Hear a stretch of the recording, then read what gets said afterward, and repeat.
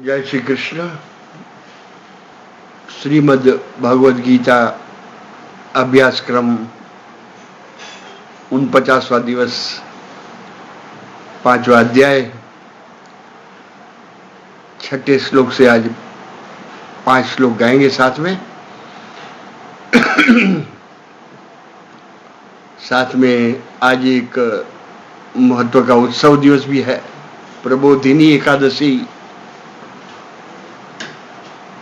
देव को जगाना, प्रबोधनकार से जागृत करना, वह भी भारतीय हमारे उत्सवों की परंपरा में एक अनोखा ही स्थान। 4 मास तक भगवान को सुलाना और 4 मास के पश्चात दिवाली के बाद प्रथम एकादशी भगवान को जगाना, एक विज्ञान से भरा हुआ उत्सव जिसका थोड़ा स्पर्श आज करेंगे। शुरुआत वैसे ही करेंगे और प्रथम हमारे अभ्यासक्रम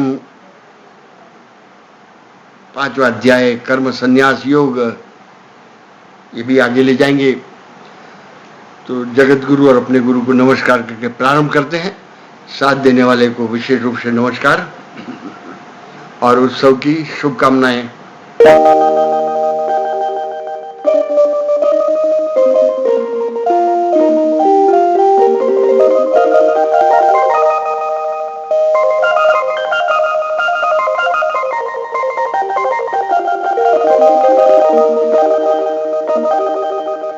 वसुदेव वसुतन देवं कंसचाणू रमर्दनम् देवकी परमानंदम् कृष्णं वंदे जगद्गुरुम्। गुरुर्ब्रह्मा गुरुर्विष्णुः गुरुर्देवो महेश्वरः। गुरुः साक्षात् परं ब्रह्म तस्मै श्री गुरवे नमः।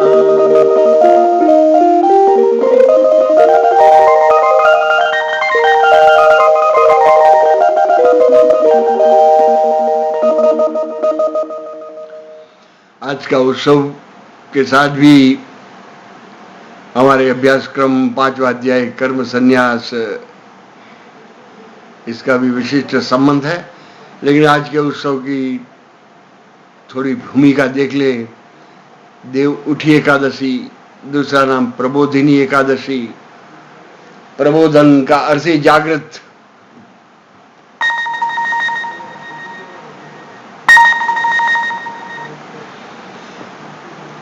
आज के मॉडर्न युग में नौजवानों के सामने प्रश्न, भगवान सोते हैं क्या आपके?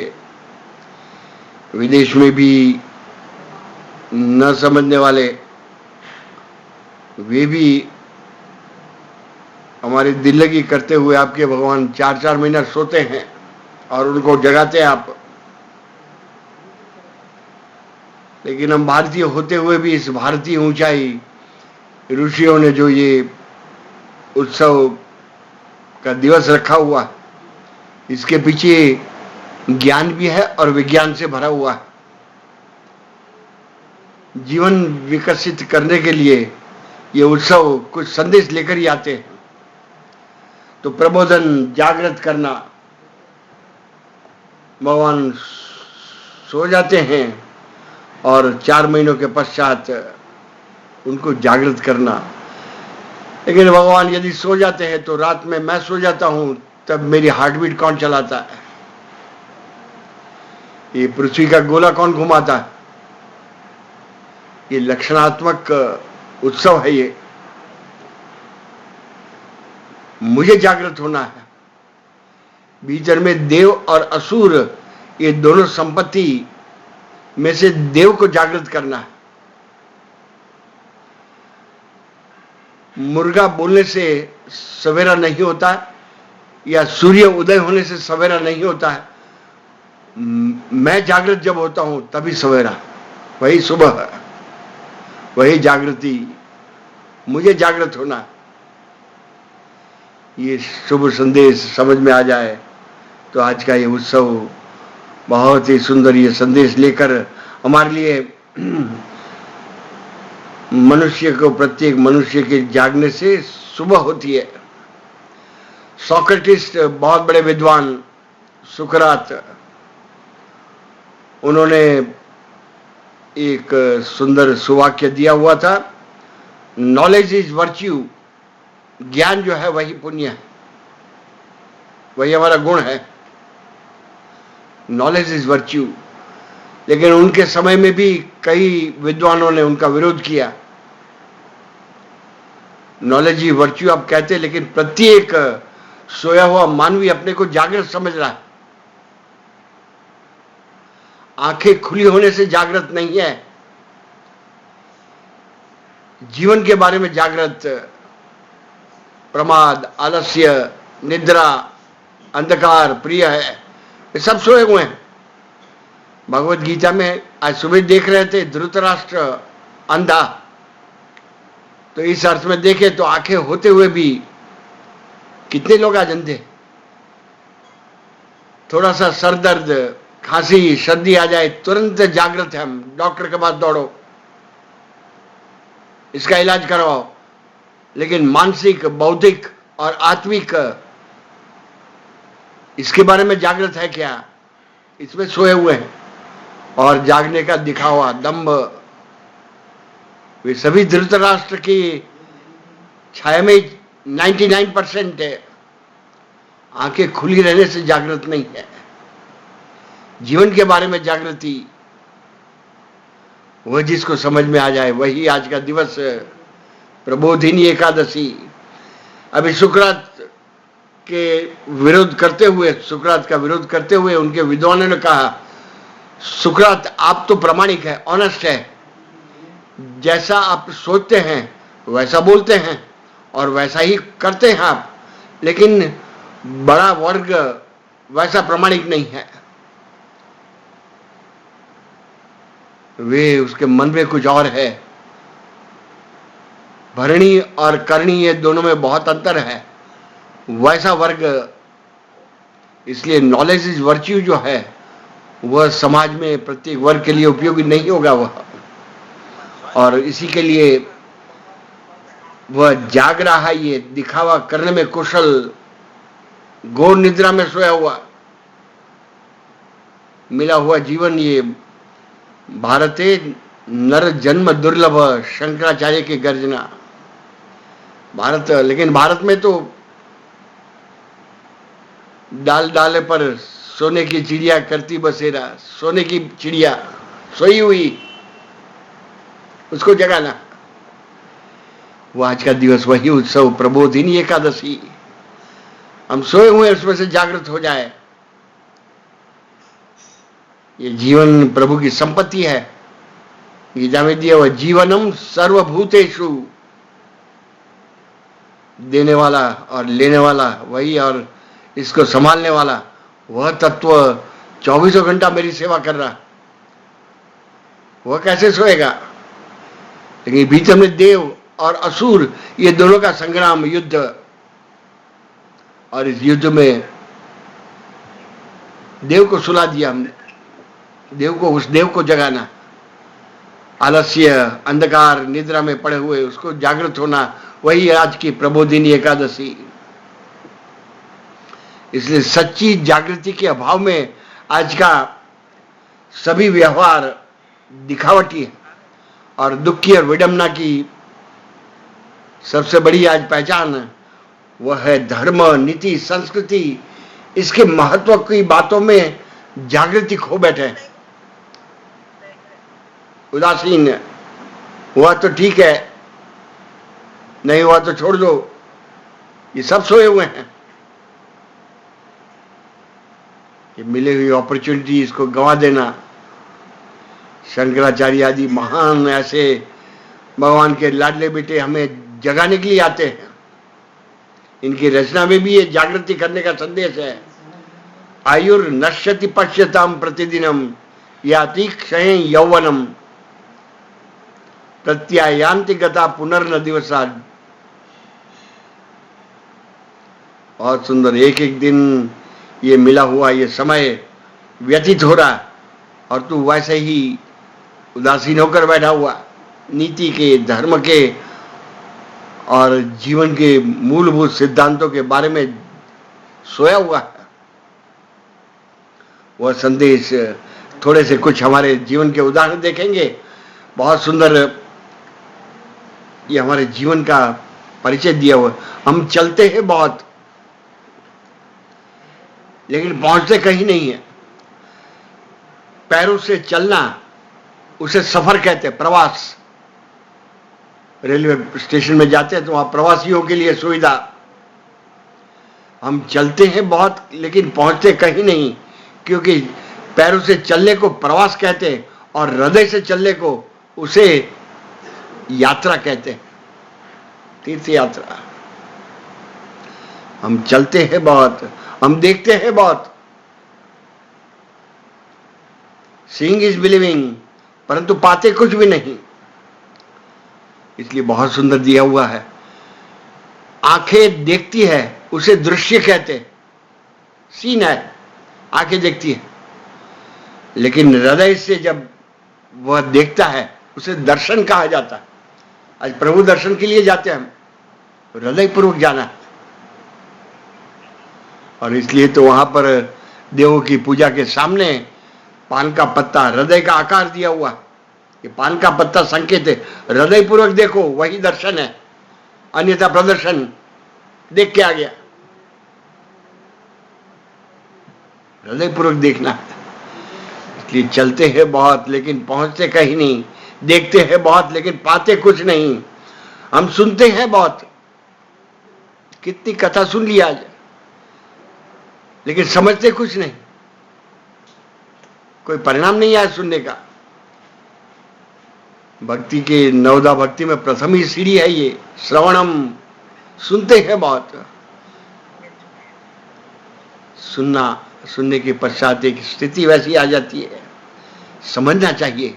भक्ति है सिर्फ सुनना या बोलना नहीं है, भक्ति है समझना, अंडरस्टैंडिंग। कानों से सुना हुआ, हियरिंग और लिसनिंग, अंग्रेजी में दो शब्द है। कानों से सुनते हैं, लेकिन हियरिंग, ये सुनते हैं बहुत लेकिन समझते कुछ नहीं। ये उपनिषद में भी बहुत दिया हुआ, कानों का कान से सुनने की कला खो बैठे हुए। और चौथा भी बहुत सुंदर एक व्यंग्य दिया हुआ है। हम बोलते हैं बहुत लेकिन कहते कुछ नहीं। राजकीय नेता मंच पर बोलता है लेकिन घर में माँ बोलती नहीं, माँ कहती है। माँ बोलती है ऐसा कोई नहीं कहता, माँ बोलती है, माँ कहती है। हृदय का भाव है वहां पर। वाणी के पीछे, हमारे बोलने के पीछे अपेक्षित तप नहीं है। इसलिए तो गीता में बहुत सुंदर श्लोक दिया हुआ। तप का अर्थ कुछ नहीं बोलना, कुछ नहीं करना, लेकिन तप का एक विशिष्ट अर्थ स्वाध्याय व्यसनम चैव वांग्मयम तप उच्यते। बोलने वाला तपस्वी है। ये महर्षि वेदव्यास, उसके पीछे उसकी सीट जो है वो पवित्र है, वह बोलकर तप किया जाता है। हम बोलते हैं बहुत लेकिन कहते नहीं है। माँ अपने बेटे को कहती है और राजकीय नेता, प्रोफेशनल स्पीकर्स, वो बोलते हैं। और नजदीक के रिश्तेदार, समझाने वाला, वो कहता है, पिताजी कहते हैं। ये बहुत सुंदर, एक 5 बात देखकर आज ये व्यंग बहुत सुंदर दिया हुआ है। यानी कि चलते हैं, देखते हैं, सुनते हैं, बोलते हैं, वैसे काम बहुत करते हैं, वेरी बिजी। जिसे को भी बोलो मैं बिजी हूं, बाद में देखूंगा, बोलते हैं, उसके बाद काम में बिजी है। लेकिन हम कर्मयोगी की ऊंचाई नहीं पहुंचते। आज के जितना बिजी मानवी है, सांसारिक उलझन में घिरा हुआ, उतने तो कर्मयोगी भी उलझे हुए नहीं है, क्योंकि उनके पीछे कर्मयोग ज्ञान का प्रकाश या भाव की आर्द्रता नहीं है। ज्ञान रूपी प्रकाश, समझदारी। आज हमारी प्रत्येक भक्ति की क्रिया जो है, उसके पीछे एक सोच है, समझ है, और हृदय छिपा हुआ भावात्मक है। ये भारतीय संस्कृति भावना प्रधान है, और साथ में बुद्धि का भी विशिष्ट स्थान है। बुधा भाव समन्विता, साइंस है साथ में, सिर्फ भावनात्मक नहीं है, भाव और विज्ञान ये दोनों जुड़े हुए हैं। कर्मयोगी की ऊंचाई नहीं पहुंचते हैं। हाथ में माला है, कर्मकांड, रोज की माला करनी है, लेकिन मन तो कहीं और घूम रहा है। इसलिए तो संत कबीर कर्मे तो माला फिरे, मनवा चहुदिशे, ये तो सुमिरन नहीं।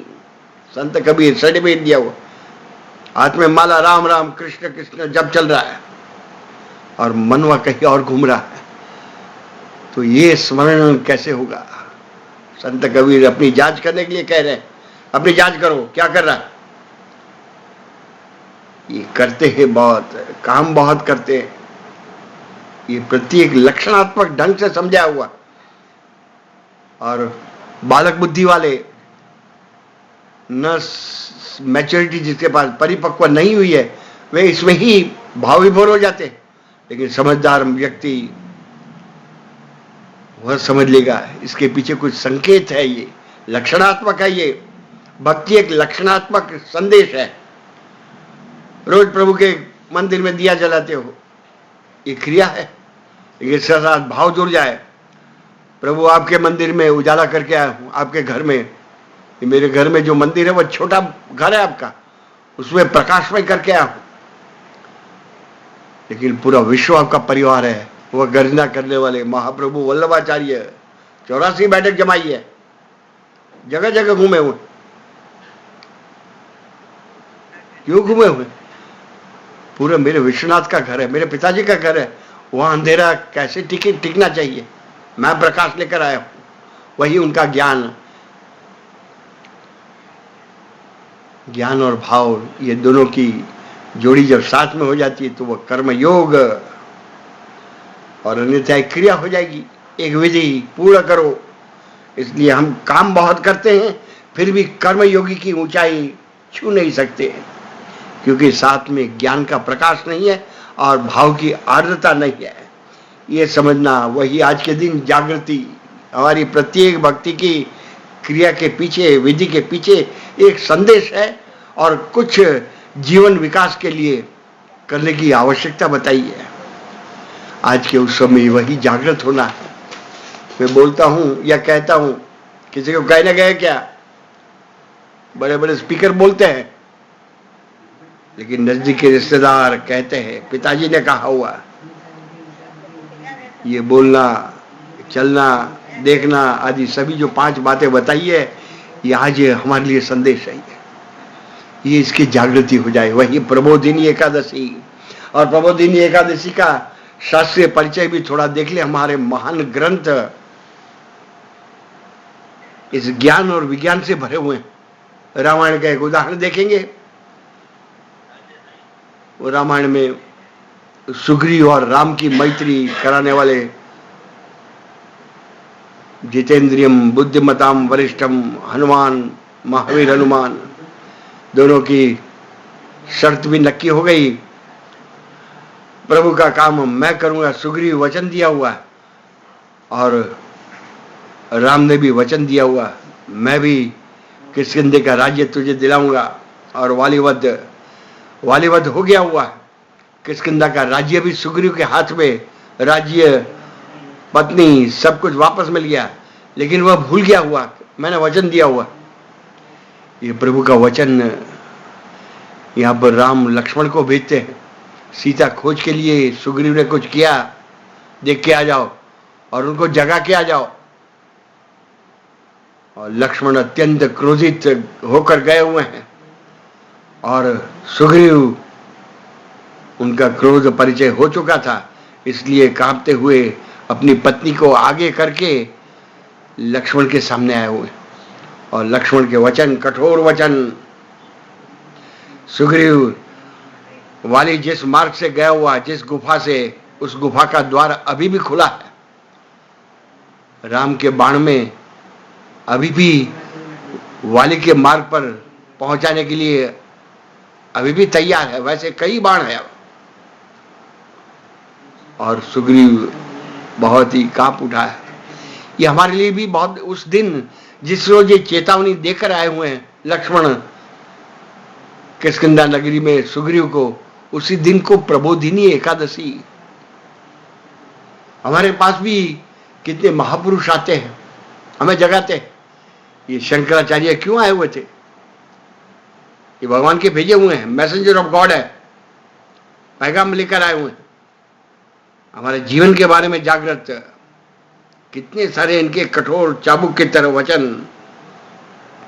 हमारी चरपट पंजरिका देखेंगे, भजो गोविंदम भजो गोविंदम, ऐसे फटकार दिए हुए, तू सोया हुआ, मुझे बनाता क्या? ये जगत को चलाने वाली शक्ति क्या नहीं समझ रही है क्या? बालस्तावत क्रीड़ा सक्ता, तरुणस्तावत तरुणी सक्ता, वृद्धस्तावत चिंता मग्न, परे ब्रह्मणी कोपी न लग्न, भज गोविंदम भज गोविंदम। क्या करा तू बाद में? कब बाद में? मृत्यु के बाद में करेगा क्या? ये शंकराचार्य चरपट पंजिका चपत लगाई है।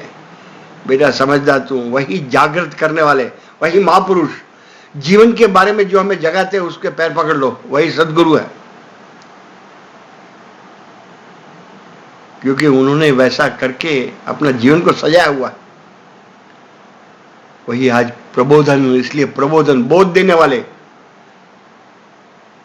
जीवन की ऊंचाई छूने के लिए जिनके वचन बोध के समान होते हैं, उसे बोध वचन कहते हैं। वही प्रबोधिनी, जागृत, तू सोया हुआ, ये समझ ले, भज गोविंदम करने लग जा।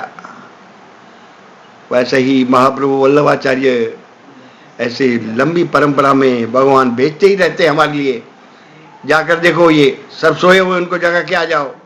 ये महापुरुष जगाने आते हैं हमें।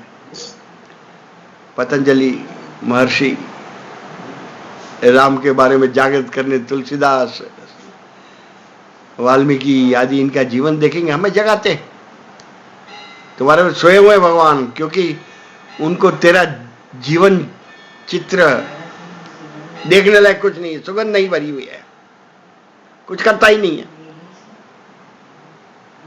कुछ नयापन नहीं है, भोग के लिए उत्साहित है, लेकिन प्रभु के साथ मां को मिलने के लिए सोया हुआ तो ठीक है, नहीं हुआ तो बाद में देख लेंगे, नहीं हुआ तो क्या जाने वाला। सिर झुकाने में क्या जाता है? कुछ लगता नहीं, झुका दो। कुछ मिलता है तो झुकाने में क्यों नहीं? ये समझने वाले को जगाना, वही आज का बहुत सुंदर ये रामायण में संदेश दे रहा है। राम और सुग्रीव की मैत्री, कैसे मित्र, लंका लेकर गए हुए राम, ऐसा मित्र, उनको जगाने। मित्र का कार्य भी वही है, जगाना। इसलिए दोस्त कहते, दोषों से तारना और सद्गुणों के लिए जागृत करना, वही मित्र। सिर्फ दोष से तारने वाला, आप 50% काम किया हुआ। उसको गुणों की और जीवन के मूल्यों के और जागृत करने वाला, वही सच्चा मित्र है। वही नवदा भक्ति में 8वीं दास्यम सख्यम आत्मनिवेदनम 7, 8, 9 सीढ़ी, ये 8वीं सीढ़ी पर सख्यम जागृत करते हैं। ये हमारे मित्र बनकर ही आते हैं। हमारे जैसे ही व्यवहार करके हमें प्रभु की ओर जीवन का मूल्य खड़ा करने की परिभाषा उनकी, वही इनके सूत्र, उनकी रचना। एक और भी सुंदर, 4 मास के बाद भगवान उठकर जागते हैं, पूछते हैं क्या किया बेटा? मैं तो सोया हुआ था। इसलिए हमारे कई सारे उत्सव, ज्यादातर उत्सव देखेंगे तो ये चतुर्मास में ही आते हैं, लंबी लिस्ट है। भगवान सो जाते हैं, लेकिन बेटा जब भगवान सोएंगे कैसे? जब पुत्र पिताजी का कार्य करने लग जाए। गीता में 5 रोल दिखाए हुए हैं। यदा यदा ही धर्मस्य ग्लानिर्भवति भारत, परित्राणाय साधूनाम विनाशाय च दुष्कृताम धर्म संस्थापनार्थाय संभवामि युगे युगे। ये जो काम जीवन दिखा के गए हुए हैं, वैसा जीवन के लिए जो साधना करता है, उनके कारण ही भगवान सो जाते हैं। अन्यथा सोने का नाटक करते हैं, ये तो नटवर है। बेटा मैं सो जाता हूं, तू देख लेना। किसान भी जब फसल लेकर आते हैं, आज के दिन प्रबोधिनी एकादशी, गांव में कई जगह अनाज धन धान्य से भरा हुआ खेत से आते, तब भगवान के सामने ले जाता है। भगवान आपके कारण आपने वर्षा को भेजा और मेरे खेत में से ये बहुत सारी उपज हुई। तो भगवान कहते बेटा मैंने कुछ नहीं किया, ये तेरे परिश्रम का ही फल है, मैं तो सोया हुआ था। ये निरहंकारी वृत्ति नहीं है क्या? सब कुछ करते हुए मैंने कुछ नहीं किया। ये हमारा 5वां अध्याय वही हमें समझा रहा है। अभी 5 श्लोक अंत में देखेंगे, ये परिभाषा ये की है। एक और बहुत सुंदर विधि है, तुलसी विवाह। आज तुलसी का विवाह करवाते। भगवान जाकर पूछेंगे 4 मास क्या क्या हुआ? मैं तो, आप भी सोए हुए थे तो मैं भी सोया हुआ था, आपका बेटा हूं तो जीवन के बारे में सोया हुआ। तो भगवान हिसाब मांगेंगे, इतनी लंबी आयुष्य दी, 4 मास तेरे यूं ही चले गए, जीवन को घड़ा नहीं है, अलंकार नहीं बनाया हुआ, और पशुतुल्य जीवन, इसका हिसाब दे। तब जाकर एक विनोदी कवि ने कल्पना की है, भगवान अभी तो आपका विवाह है, विवाह के बाद देखेंगे। ये मधुर कल्पना है भगवान के साथ खेल जिनका है, उन्होंने किया हुआ। इसलिए तुलसी विवाह, लेकिन इसके पीछे संदेश है। तुलसी विवाह, तुलसी का दूसरा नाम वृंदा। जालंधर, आज भी जालंधर शहर का नाम है। जालंधर के राजा, पौराणिक कथा के अनुसार उनकी पत्नी वृंदा, वह पतिव्रता स्त्री थी, और उसके पुण्य के कारण जालंधर समाज के लोगों को परेशान कर रहा था। नीति न्याय के विरुद्ध आचरण, और सभी सामाजिक देववृत्ति वाले लोगों ने देखा कि ये जब तक इसकी पत्नी का तप है तब तक इसे कोई मार नहीं सकता है। तब विष्णु भगवान को प्रार्थना की है, और विष्णु पौराणिक कथा के अनुसार जालंधर का रूप लेकर आए हुए, उसके पति के साथ, और उसका पतिव्रत भंग किया हुआ, क्योंकि एक ही रास्ता था ये जालंधर आसुरी वृत्ति वाले को हटाने का। विष्णु जालंधर बन के आए, लेकिन वृंदा जैसे उसको पता चला कि ये जालंधर विष्णु ही मेरे पति का रूप लेकर आया था और मेरा पतिव्रत भंग किया हुआ, उसने श्राप दिया हुआ, आपने मेरे साथ ये अनुचित व्यवहार किया हुआ। लेकिन मैं क्या करता विष्णु भगवान, मुझे तो जगत के नियमों को संभालना है, इसलिए ये छोड़कर और कोई रास्ता ही नहीं था। लेकिन श्राप देने के लिए तैयार हुई वृंदा, उसने श्राप दिया हुआ, विष्णु को श्राप दिया, तुम पत्थर हो जाओ, जड़ हो जाओ। और वही पत्थर के रूप में शालिग्राम, आज तुलसी विवाह के दिन शालिग्राम, उस पर तुलसी चढ़ाते हम लोग। शालिग्राम जो है विष्णु का स्वरूप है, और वृंदा के श्राप के कारण भगवान पत्थर बने हुए हैं। लेकिन विष्णु भगवान ने भी सामने एक श्राप दिया हुआ वृंदा को, तूने बिना समझे पत्नी का रोल कौन सा है? ये तेरे पति घर में इतने अनुचित व्यवहार कर रहे हैं, समाज को परेशान कर रहे हैं, तूने रोका नहीं है। वह भी सामने श्राप देते हैं, तू वनस्पति बन जा। वही वनस्पति का स्वरूप, वही तुलसी, इसलिए वृंदा को तुलसी कहते हैं। और आज तुलसी विवाह, शालिग्राम के ऊपर तुलसी पत्र चढ़ाते हैं। ये दोनों का परिणित होना, ये हमारे लिए बहुत बड़ा संदेश है। हमारे लिए भी जीवन के लिए तुलसी एक बहुत बड़ा संकेत है।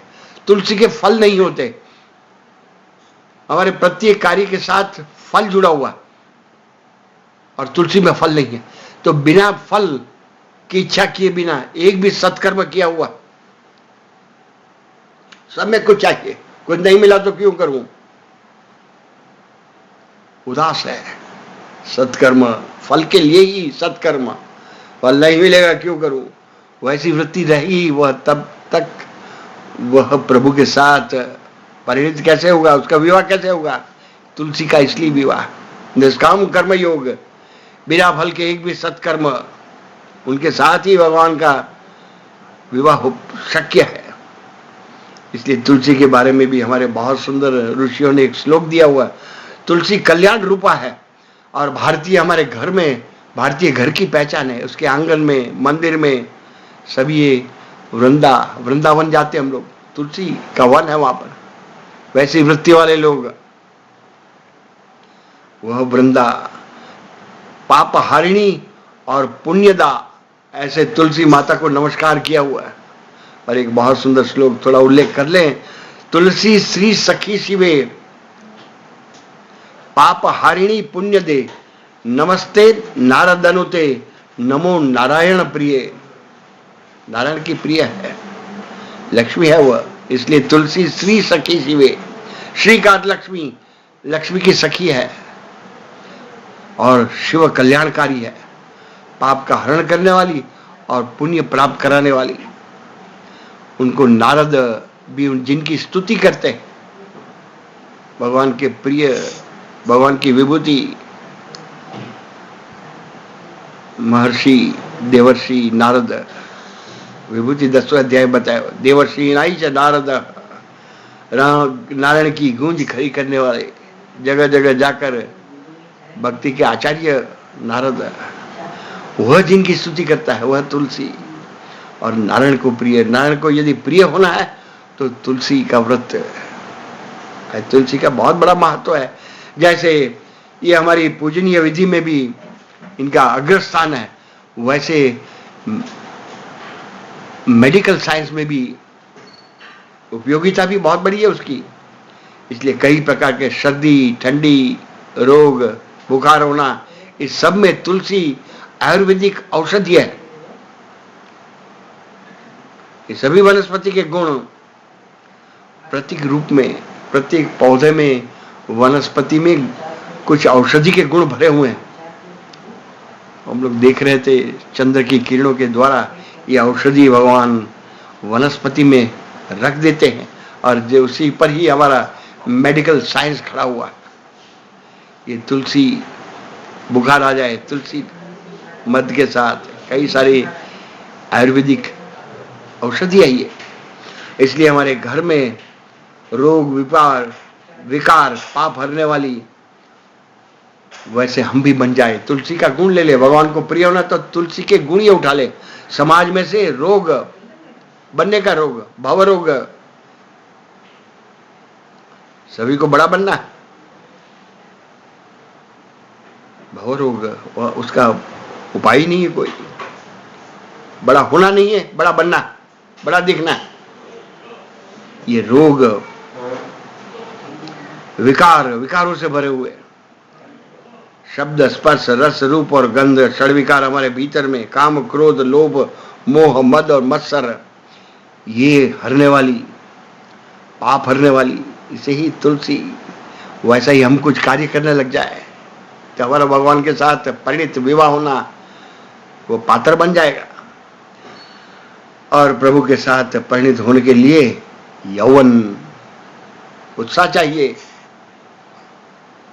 आज भक्ति में उत्साह, भगवान देखते उत्साह है क्या, या एक नियम के अनुसार पूरा करने के लिए कर रहा है, उत्साहित, उसे ही यौवन कहा जाता है। युवानी में उत्साह रहता है और युवानी के उत्साह को देखने के लिए तुलसी विवाह के मंडप में गन्ने के बहुत सुंदर रसमय गन्नों का मंडप बनाया जाता है। गन्ने में रस भरा होता, मीठा रस। जीवन में जब तक रस है तब ये प्रभु का मंडप, प्रभु के साथ योग करना शक्य है। आज योगा बन गया हुआ, योग का अर्थ जुड़ जाना। गीता में 18 योग है, बहुत सुंदर। और तुलसी विवाह के कारण विवाह के समय अनेक दीप जलाए जाते हैं, चौराहे पर, घर में, बाहर में, सभी जगह। और फटाके भी फोड़े जाते हैं, क्रैकर्स। इसी के कारण आज ये तुलसी विवाह के दिवस 7वें ये उत्सव का दूसरा नाम भी देव दिवाली, दीपावली है। घर के आंगन में दिया जलाओ। हमारे घर में प्रभु के साथ विवाह करने की समझ है, ये देव के साथ विवाह, वह देवी बन जाएगा, जीवन दैवी जीवन बन जाएगा। ये देव दिवाली नाम से प्रसिद्ध, ये आज समझ में आ जाए तो ये बहुत सारा ये अनंत प्रभु को हम लोग कई प्रकार के भोजन भी अर्पण करते हैं आज के दिवस, क्योंकि विवाह में भी बहुत सारे भोजन की बहुत लंबी मेनू की लिस्ट होती है। वैसे भगवान के विवाह में भी इसलिए अन्नकूट प्रसाद है, विविध प्रकार के घर से बने हुए भगवान को मीठा अलग अलग स्वाद वैसे प्रभु के सामने अर्पण करो। इसलिए आज ये अन्नकूट भी एक साथ में यह उत्सव का एक रसप्रद अंग है। यानी कि बहुत सारा इसके रहस्य के से भरा हुआ हमारे उत्सव, ये उत्सव में संक्षेप में देख लें। आज की एकादशी में कुछ 4-5 विशेष बातें हैं। प्रथम, जीवन के लिए जागृत, आजीविका के लिए जागृत, शरीर के लिए जागृत है, लेकिन मन, बुद्धि और अहंकार प्रभु तक जो पहुंचाने वाले हैं उसके लिए जागृति है क्या, ये स्व अध्ययन करेंगे। इसलिए प्रथम, जीवन के लिए जागृत, आलस को झटकना और प्रमाद का त्याग, आलस और प्रमाद। ये दूसरा संकेत, ये समझ में आ जाए। इसका दिवस है, आज से कुछ वैसा करेंगे, आलस छोड़ देंगे। प्रभु कार्य में आलस नहीं है, प्रमाद नहीं है, व्यर्थ समय नहीं गंवाना है। समय प्रभु तक ले जाने वाला है, समय शक्ति है ये। तीसरा, दैवी कार्य के लिए कटिबद्ध, कुछ जीवन को प्रकाशित करने वाला कार्य, देव प्रसन्न हो वैसा कुछ कार्य है, वैसा जीवन है, इसके लिए जागृत हो जाना। चौथा महत्व का गुण, सच्ची संघ निष्ठा खड़ी करना, लोगों को इकट्ठा करना। तुलसी विवाह, लोगों को इकट्ठा करना, वैसा संघ खड़ा हो जाए। भगवान बुद्ध, संघम शरणम गच्छामि, संघ में सभी एक ही, हम सब एक है। प्रभु आपके पारिवारिक रिश्ते के कारण वो अच्छी संघ निष्ठा खड़ी हो जाए, छोटे बड़े का भेद निकल जाए। वैसी आज का ये संदेश उत्सव का। और पांचवा, प्रभु के साथ परिणित होना। प्रभु के अनंत गुण है तो कुछ गुण कमा के जाओ, अन्यथा आया और गया ये दोनों क्रिया ही रह जाएगी। बाकी व्यर्थ में जीवन जिया, वैसी शॉर्ट संपत्ति लेकर जाऊंगा क्या, ये प्रश्न। तो आज ये प्रबोधिनी एकादशी हमें बहुत सारे देख रहे थे, ये समझ में आ जाए तो प्रबोधन हमारा भी हो जाएगा। जागृत जीवन, भगवान कहते हैं जिस दिन देव जागृत भीतर में हो जाए वही देव उठी एकादशी है। अहंकार शून्यता, अहंकार प्रभु को अर्पण करो, मन मना भव, मन और बुद्धि। ऐसा सुंदर संदेश आज के लिए उत्सव के निमित्त ऋषियों ने जो खड़ा किया हुआ, वह उसका गर्व होना चाहिए। भगवान सोते कहाँ है, भगवान को सोना कैसा है, वो तो 24 घंटा, मैं जब सोता हूँ तब भी वह हमारी भीतरी सिस्टम में 24 घंटा खून घुमा रहा है, खून बना रहा है। हमारा हृदय चल रहा है टैक टैक कंटिन्यूअस, भीतर में बहुत बड़ा काम, बैलेंसिंग काम कर रहे हैं भगवान। भीतर में वायु है, भीतर में जल तत्व है, सबका बैलेंसिंग करना। और मैं जब सोया हूं तब वो काम कर लेते हैं और सुबह उठकर शक्ति के कारण खड़ा हो जाते हैं। कहां से आती है energy? Who is providing this energy? वह शक्तिदान, स्मृतिदान। ये बहुत सुंदर संकेत आज समझ लें तो सच्चे अर्थ में हमारा ये उत्सव तुलसी, इनका परिचय हो जाए। हमारे भी कुछ आज से व्रत लेना चाहिए जिसकी कीमत मांगे बिना मैं कुछ सत्कार्य करूंगा। आज हमारी प्रत्येक कार्य की कीमत, कुछ इच्छा कार्य की कीमत मांगते, क्या मिला? फल क्या है? फल नहीं अच्छा है तो नहीं करना, मुझे क्यों करूं, व्यर्थ। वैसे समझने वाले को सोने दीजिए, वो सोने वाले हैं, वो जगाने पर भी नहीं जागते हैं। दुर्योधन ने स्वीकार किया हुआ, भगवान मनाने गए हुए तो भगवान के सामने ही कहा हुआ, भगवान आपकी बातें सब अच्छी लगती है मुझे, लेकिन आप दरवाजे से जैसे ही बाहर जाते हैं मैं वैसा ही पुनः बन जाता हूं। जानामि धर्मम नच में प्रवृत्तिम, जानाम्य धर्मम नच में निवृत्तिम। धर्म में जानता हूं लेकिन धर्म में आगे बढ़ने वाला नहीं, जानकारी में समाप्ति है, समझना नहीं है। अधर्म भी जानता हूं। ये सब दुर्योधन के पुजारी नहीं है क्या? ऐसी सुंदर व्यवस्था आज नमस्कार करके यही पूरी करेंगे।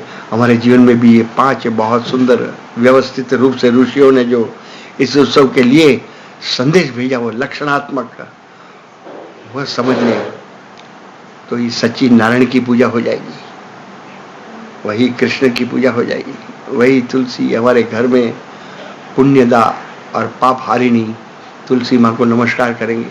और हमारे घर में भी वैसे ही तुलसी क्यारा लाना चाहिए। भारतीय पहचान है ये, वनस्पति पूजन है ये। आज इसके साथ समाप्ति करके उत्सव का हमारा चिंतन यहाँ पर सीमित करके हमारे गीता के श्लोक साथ में गाते जाइए। 6ठे श्लोक से प्रारंभ करेंगे।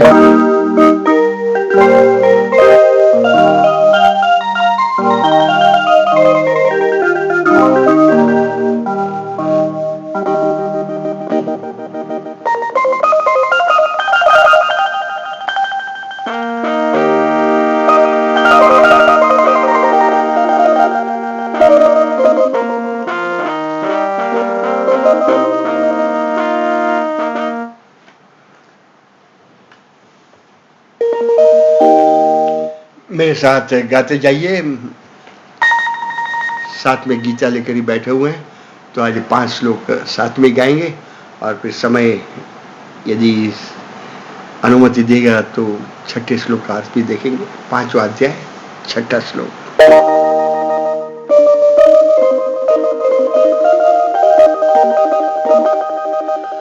ओम श्री परमात्मने नमः। अथ पंचमोऽध्यायः।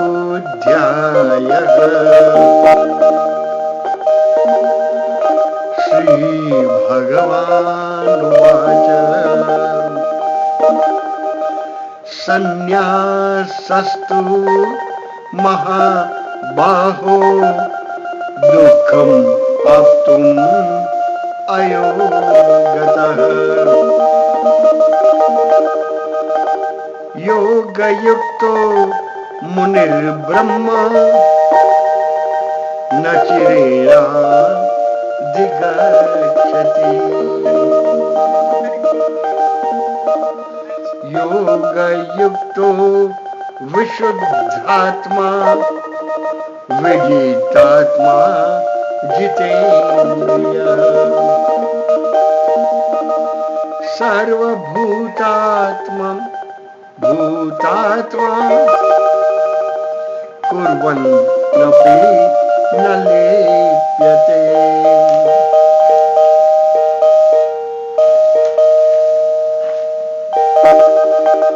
नैव किञ्चित् करोति मीति युक्तो मन्ये ततत्त्ववे।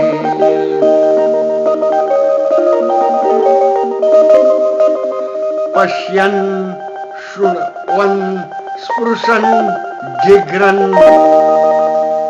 अस्नन् गच्छन् स्वपन् श्वसन् प्रलपन् विसृजन् गृह्णन् उन्मिषन् निमिषन् अपि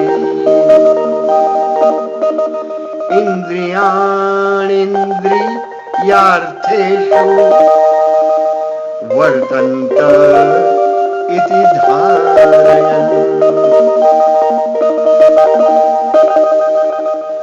8वां और 9वां श्लोक थोड़ा उच्चार करने में कठिनाई अवश्य होगी, लेकिन एक बार फिर रिपीट करेंगे क्योंकि बहुत सुंदर, इसका अर्थ भी इतना ही ऊंचाई पर है ये।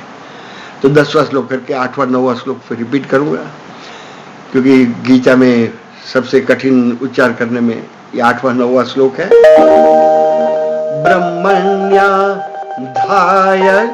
कर्माणि संगम त्यक्त्वा करोति यः लिप्यते न स पापेन पद्मपत्रम् इवाम्भसा। पद्मपत्रम् इवाम्भसा। 8वां श्लोक मेरे साथ फिर से गाइए, मेरा लेसन भी पक्का हो जाएगा। पश्यन् शृण्वन् स्पृशन् जिघ्रन् अस्नन् गच्छन् स्वपन् श्वसन् प्रलपन् विसृजन् गृह्णन् उन्मिषन् निमिषन् अपि इन्द्रियाणीन्द्रियार्थेषु वर्तन्त इति धारयन्। वर्तन्त इति धारयन्।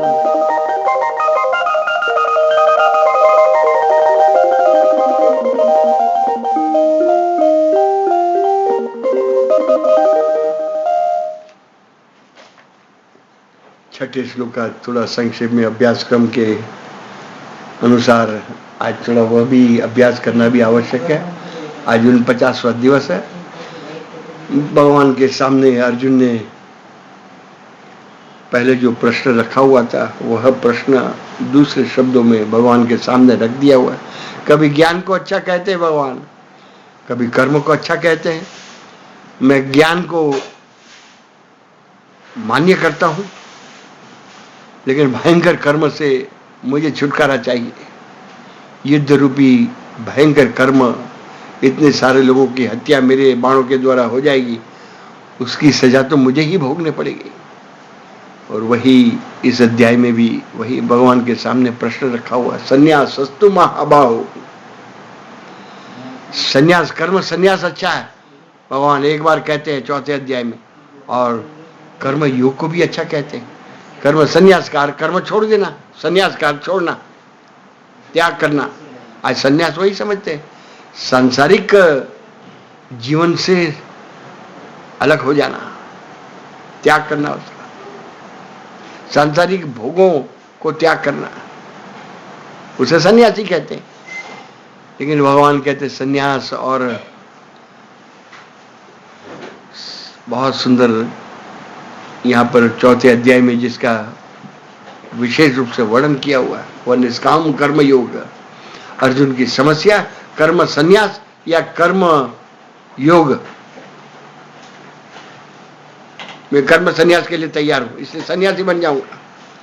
तो इस भूमिका को थोड़ा स्पष्ट रूप से देख लें तो ये बहुत सुंदर। ये कर्म संन्यास का अर्थ 4थे अध्याय में कर्तापन का त्याग, कर्म करना है और कर्म करने के पश्चात मैंने किया हुआ है, ये अहंकार शून्यता, ये कर्म संन्यास है।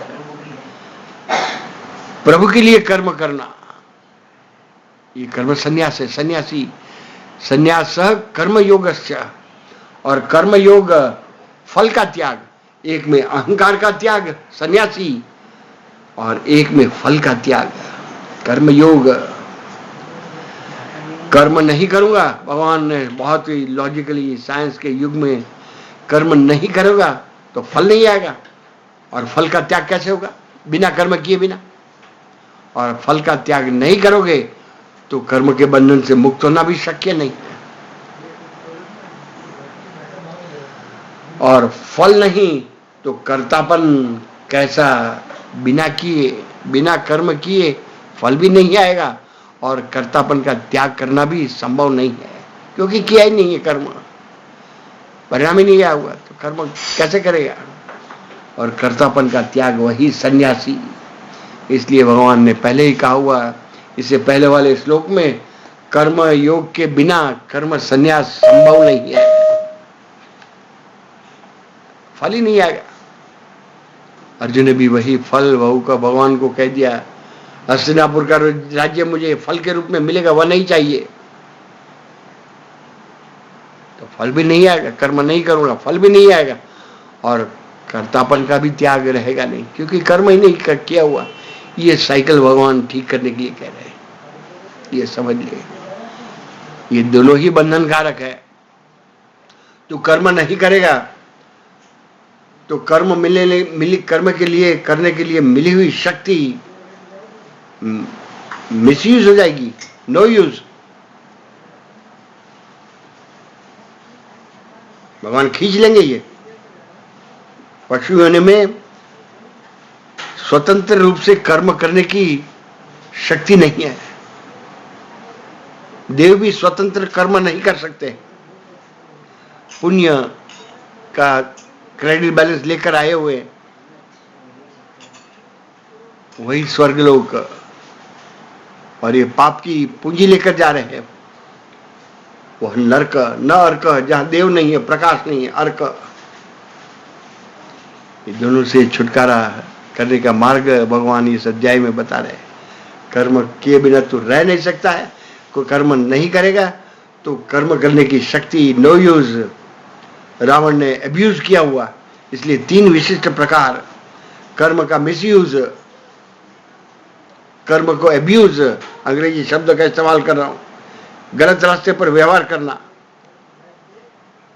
नीति और धर्म के सिद्धांतों के विरुद्ध चलना, अब्यूज, नहीं मानना, और नो यूज, इस्तेमाल ही नहीं किया हुआ। देव बनने की शक्ति जो है वो भगवान खींच लेंगे, तुझे आवश्यकता ही नहीं, you don't require this special arrangement, खींच लेंगे भगवान, क्योंकि तूने इस्तेमाल ही नहीं किया, वो यूं ही पड़ी हुई है। जिसका एक ही अर्थ होता है, बैंक में जब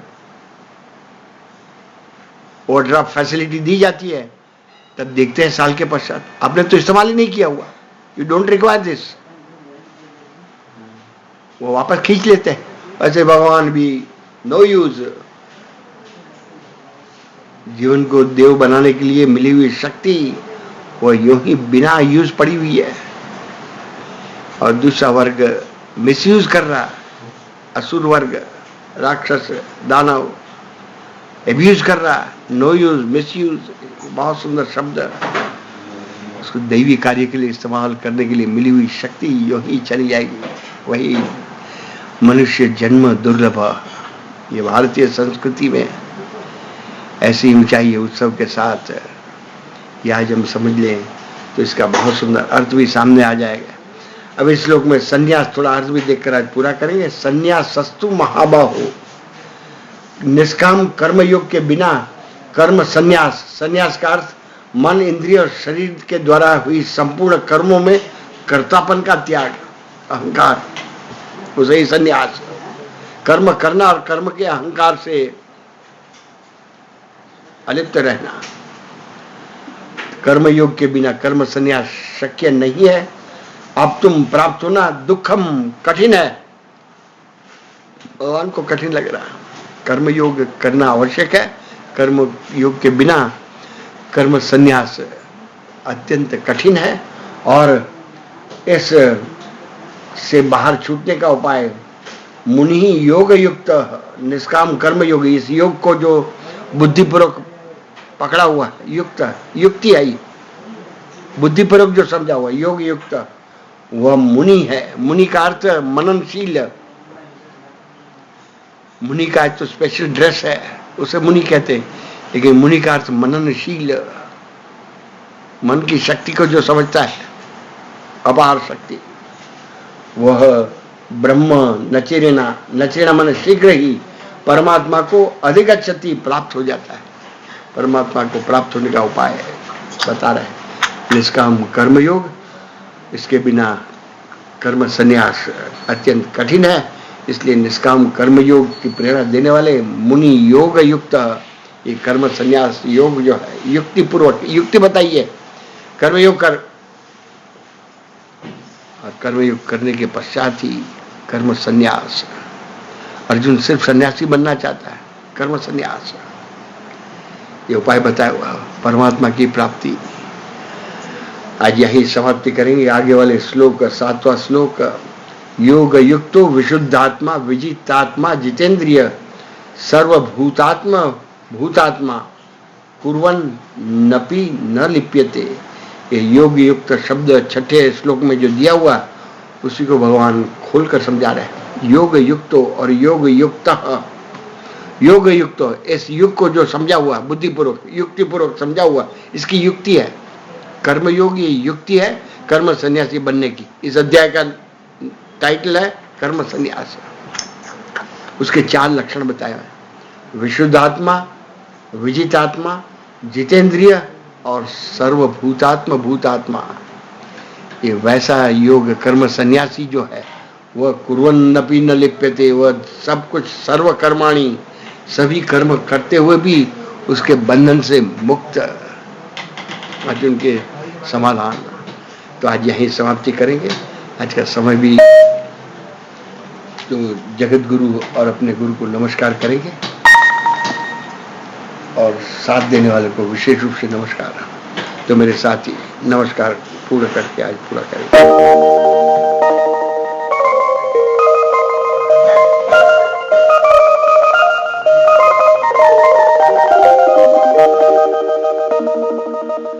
वसुदेव वसुतं देवं कंसचाणूरमर्दनम्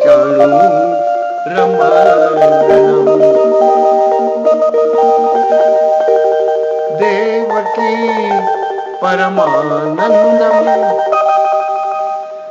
कृष्णं वन्दे जगद्गुरुम्। गुरुर्ब्रह्मा गुरुर्विष्णुः गुरुर्देवो महेश्वरः। गुरुः साक्षात् परं ब्रह्म तस्मै श्री गुरवे नमः। तस्मै श्री गुरवे नमः।